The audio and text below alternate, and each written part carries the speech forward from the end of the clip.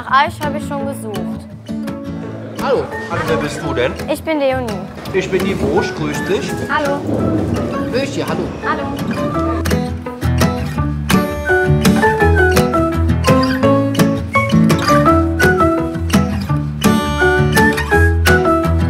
Was heißt denn eigentlich Wurst und Böschchen? Pass auf. Großes Stück Wurst. Das ist der da. Kleines Stück, also das Würstchen. Also heißt einfach Wurst und Würstchen. Was macht ihr denn so auf der Bühne? Wir machen tatsächlich Blödsinn. Es hört sich erstmal blöd an.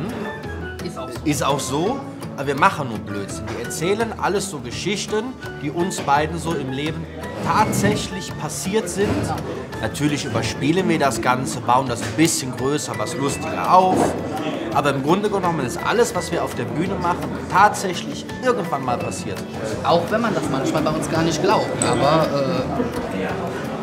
wir haben so tolle Leute in der Familie und im Freundeskreis, die für diese tollen Geschichten am meisten sorgen. ich hoffe jetzt einfach, dass meine Schwiegermutter das nicht hört, weil die ist nicht dort. Aber ist egal.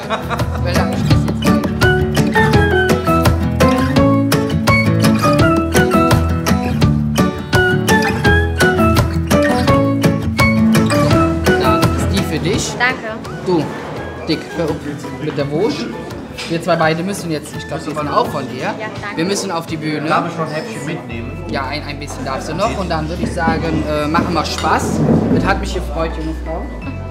Leni, dir viel Spaß noch. Danke. Und Wir sehen uns. Ja, mach's gut. Super Meerwurst für mich.